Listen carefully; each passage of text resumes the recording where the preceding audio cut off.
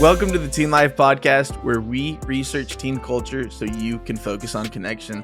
I'm Caleb, and I'm back again with Karlie and Tobin. And today we're going to kind of build off of a conversation that we started last week with graduating seniors, and just kind of give you some ideas for graduation gifts. And then we're going to kind of jump into learning disabilities, talk about some of that. And so we'll start off right now with just some graduation gift ideas. And the top of my list, and depending on who you are, you're like, okay, maybe not, is cash. You need the cash.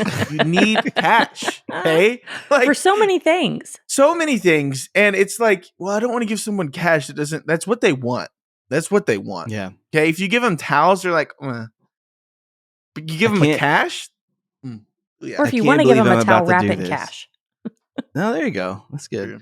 I can't believe I'm about to do this, but I'm about to argue for not cash. I do love cash, and 18-year-old me was like, heck yeah. But 18-year-old me was also an idiot. And then I would take that cash and go to like Jack in the Box and get, 10 tacos. So not this, like, I'm just saying, like, I've learned as I've gotten older that if someone would have gotten me like, there was no Amazon back then, like the Bed Bath and Beyond gift card or whatever. Yeah. Like that was smarter, because it was like, well, I have to get something with this that's like the marshmallow shooter or something like that. I was basically Andy Dwyer as an 18-year-old. So, but yeah, I think cash is good too, though.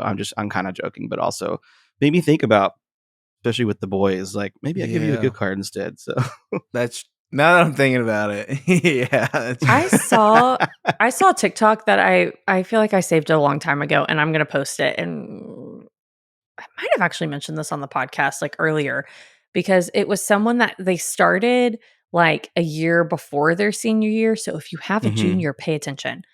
And every month they added a different gift card. So it's not like they were buying everything at once, and they put it in like just one of those like photo album things that you like slide paper in, and it would be like a $25 Target gift card for when you need food, a gas card for when you need gas, and then it would be restaurants for when you're hungry. It could be Netflix for when you want to watch something. Like you put different things and write a little note. Like it was very simple. It was very easy. But I was like, that's really awesome. Really smart. Cool. That it was intentional, and that was none of them. Maybe one of them was really big. Most of them were smaller amounts that like might get them a meal. But I think that could be a really cool idea too. And thinking outside the box, like if you know where they're going to school, especially if that's where you went, and you're like, this is a great restaurant. I'm going to get them a gift card for that, so they'll try it. Or a coffee shop, or like I said, Netflix, if they're getting off their parents' Netflix account because they're moving, they want something like that. Might not hurt. Yeah. Smart. Another good idea, and it's one that like we got because we have a family friend who does these as a t-shirt quilt, and so she gathered all of our like high school t-shirts, and she asked us like, what are some of your favorite t-shirts? And it's like it's on my couch right now. Yeah, I still use mine. My school. Like I use it. It's great. Like, I need one. I have a bunch of shirts that I wanted to make a quilt from like college and high school still. So that's a great idea. Because you also don't want to like I mean, this was a big deal to me. Like I never once wore my high school stuff in college. Like they may not be as big of a deal anymore, but I was like, nope, I'm a college man now. I'm not going to wear Mansfield High School. And so like that was a thing for me, but I mean, people may not care about that as much anymore. I did wear high school stuff. Never wear your letter jacket. I never went that far to wear the letter jacket because it's like that you're screaming high school hero. But I didn't have clothes. Like all that I wore in high school was my high school like stuff. And so it's like I didn't have clothes to wear. And so like I'd wear Fort Worth Christian stuff. And my friends were like, oh, dude, you're a prospective student. Like the tour's over there. Like they would just rip into me. And the tour's over there. Yeah. But that's another great idea, especially if you're a parent. Take your kid on a shopping spree and get them new clothes. Yeah. Whether they're going to college because they might only have high school stuff, or like I went to a private school, so I wore uniforms every day. And then I was like, what do I wear? Oh, that's true. I've never thought about that. Like once you go to school, I had some stuff, but not enough to wear every single day. And so that could be a good idea. Or if you want to give them a gift card to somewhere that you know that they like to shop, that could be helpful too. If they're starting work and they need nicer clothes or clothes that they might not have, help set them up for success and look good. practical. I feel like I have to take these next two because I put them on here. Like laundry detergent, like things that they're not thinking about. Okay, they need to do laundry detergent. I don't know if rolls of quarters are still a thing because like I assume most dorms and stuff. That's a good don't question. Make you Yeah, they're probably pay. most debit cards at this point. Right. Yeah. But look into that. That could be a good idea. Was a roll of quarters for laundry and stuff like that. A toiletries bag because like a lot of dorms, especially if the bathrooms aren't in the like your own dorm room, you're having to carry stuff back and forth. And so like a caddy, microwave safe ramen bowls, those are huge. Those are great. Power strips are like a commodity in college, especially the long ones, like the extended one, like the ones that you can like put next to your bed, even though the plug's like halfway across the room. And for whatever reason, it's the only plug in the dorm room. You need those power strips. Okay. Tide pin stains are happening. And then this is a weird one that I got. I got a Chia Pet as a graduation gift. And that's hilarious. It was cool up until we stopped taking care of it and it got really gross. So only give it to people who will take care of it, I guess. I had a couple friends that I don't know if this was weird or not, so I might need y'all to weigh in because I didn't do this, but I had friends that had like graduation registries, like they were having a baby or a wedding, and it was like, these are the things that I need when I go to college. Here's my registry for that, and in that way it was like towels, sheets, comforter, laundry detergent. I didn't do that, but that's a great idea. Because at the time I was like, that feels very prissy and princess of you. Like, just take the money and be happy about it, like that. But I also now I'm like, yeah, that kind of makes sense because then you're not getting, 1,000 gift cards or like 6 set of towels or whatever it may be. Right. I don't know. So yeah.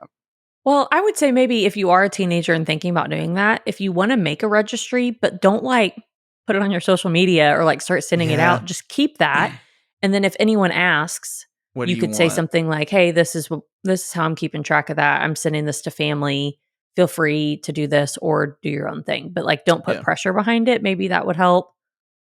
That's really interesting. I'd never heard of graduation registries.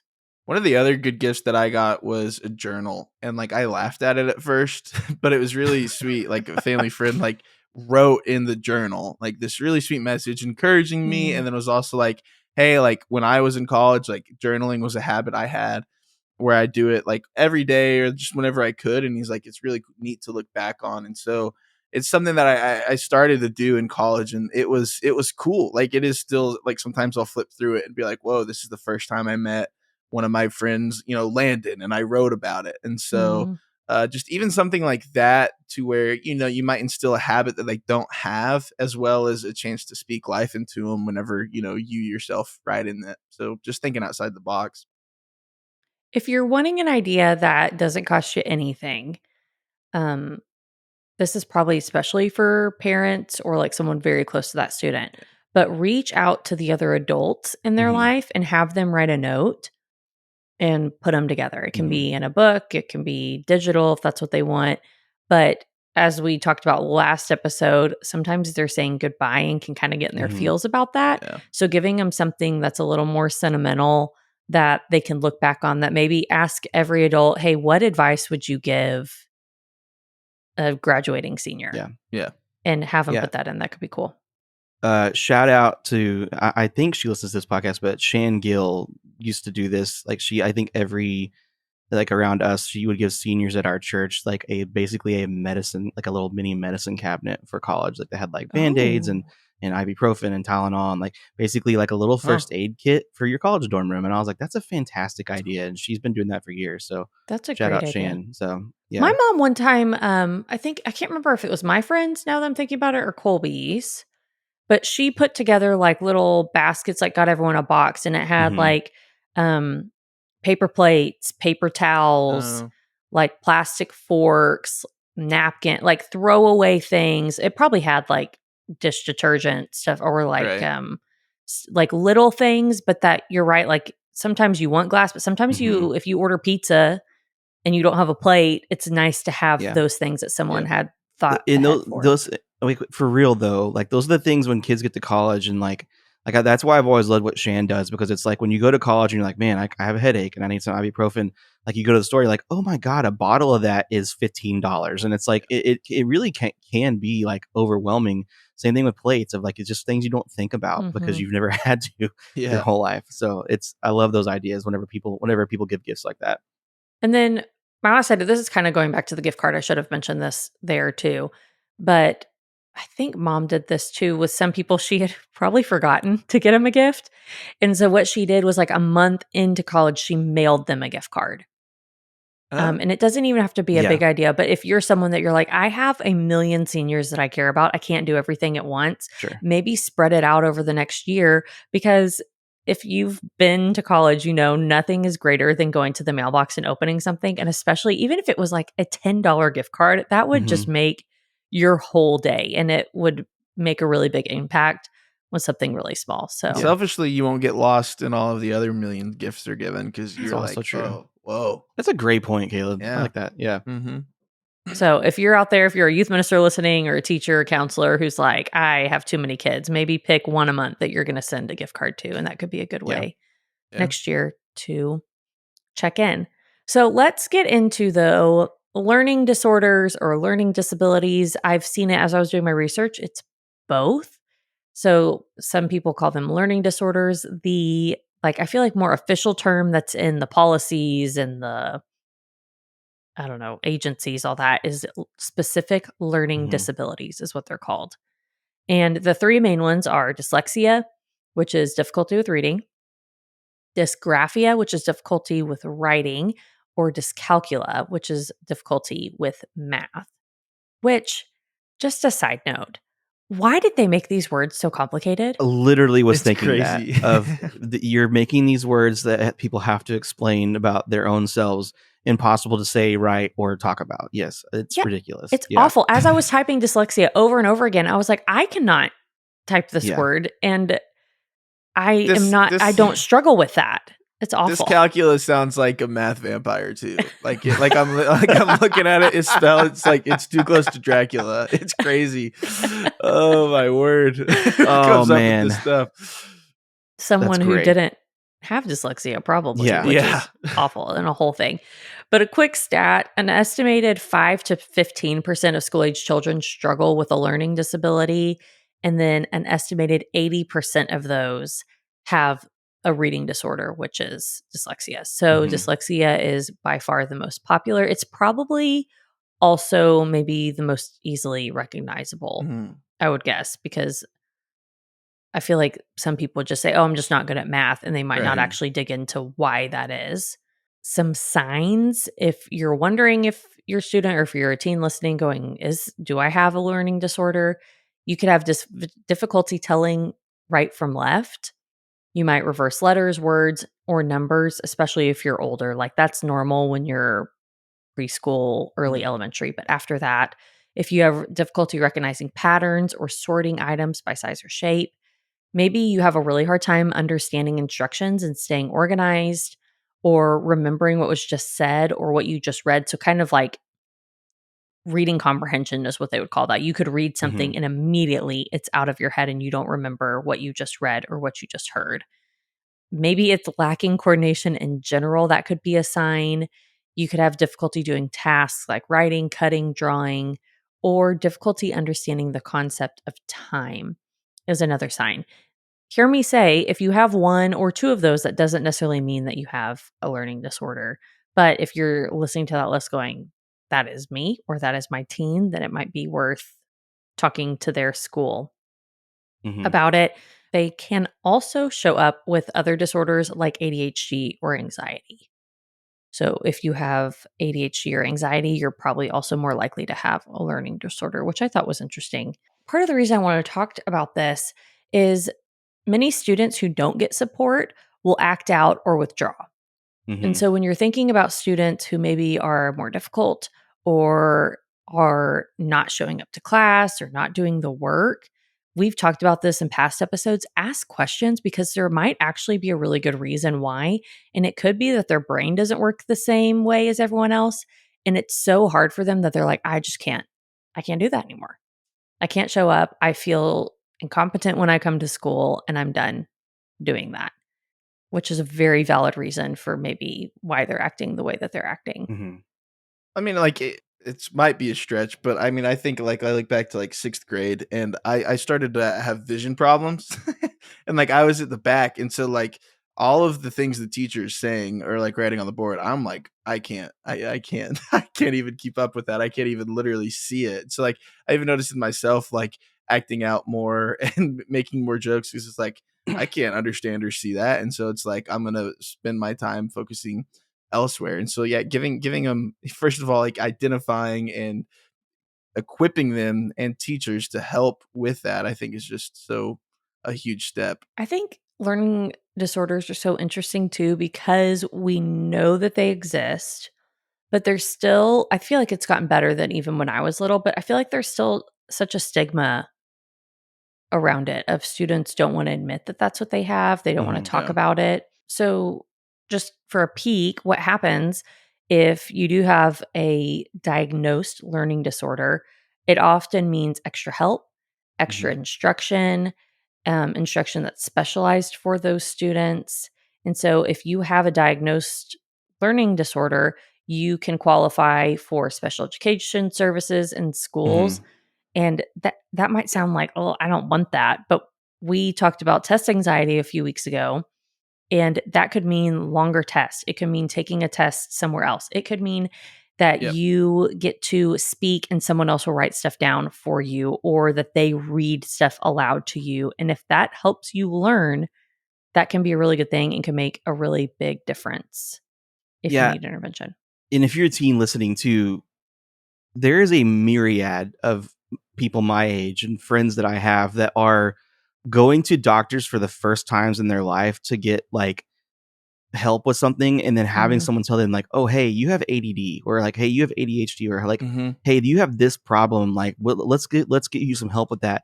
And I've heard like accounts from many people of like, my life is so much better, I wish I would have done this in high Yep. school. Mhm. Like, I wish I would have done something for this sooner. I understand the stigma behind like even saying special education. Like, that's not even the terms that people really use anymore, because that's not what it is. You're just getting services to Mhm. help you with Mhm. whatever issue you might have.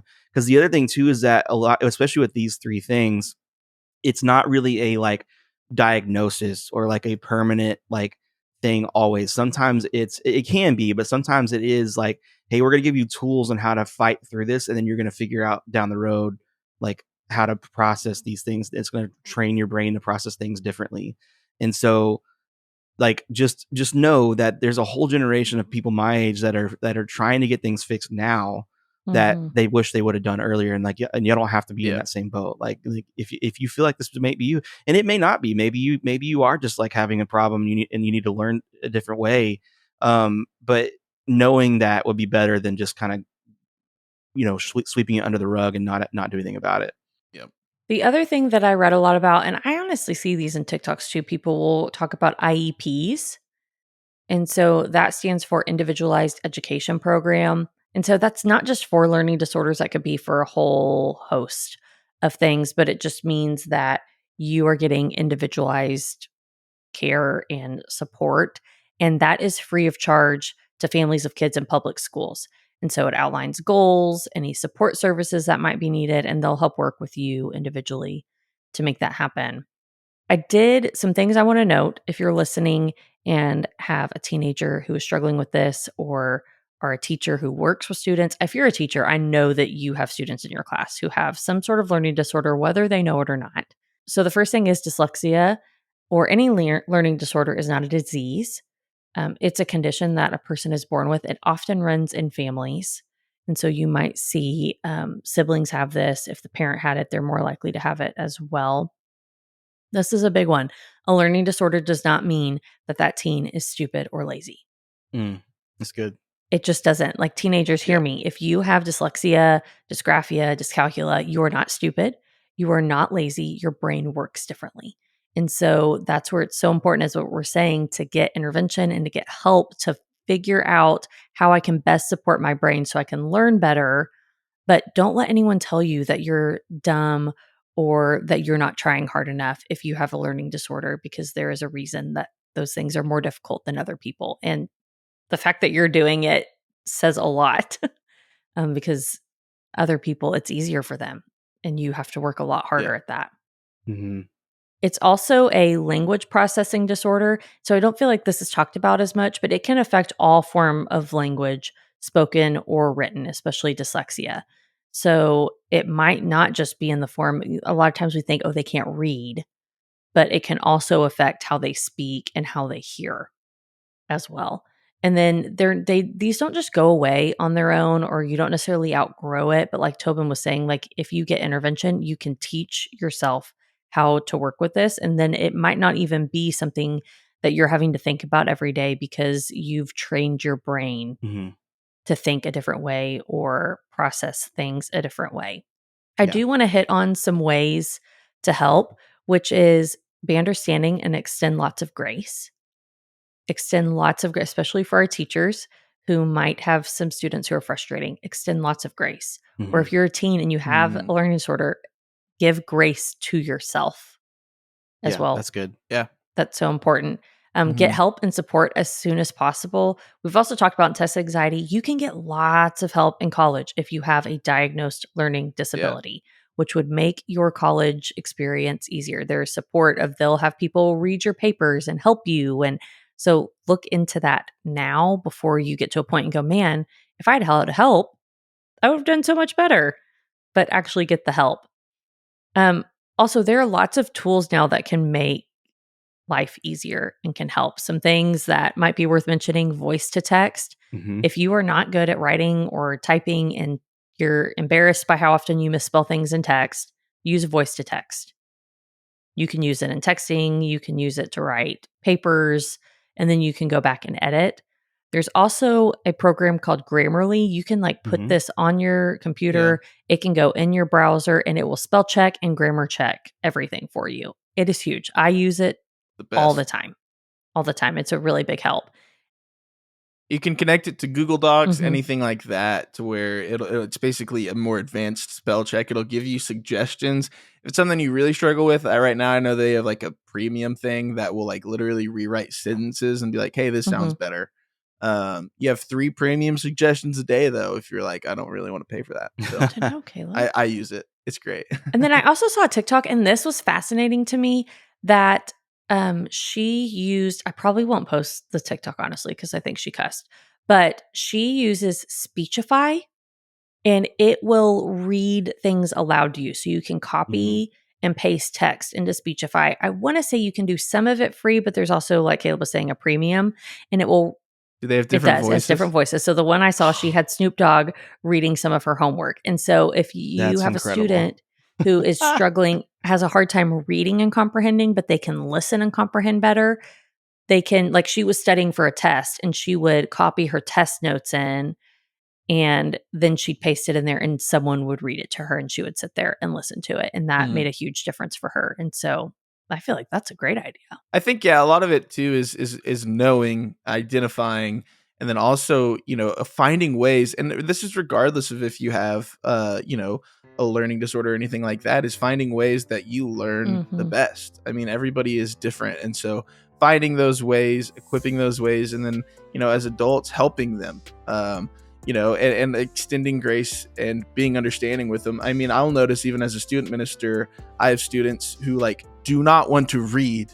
If I'm hey, can someone read this passage? And it's because they have dyslexia, and literally it's another layer of I can't read, and now you're making me read in front of people, right? Of being aware of that, extending some grace, but then also as teachers, parents, helping them and equipping them with ways to where it's not adapting to that problem. But as always, we at Teen Life believe that teens are not a problem to be solved. And so make sure you subscribe to us on YouTube or wherever you listen to your podcasts. Thank you guys for listening.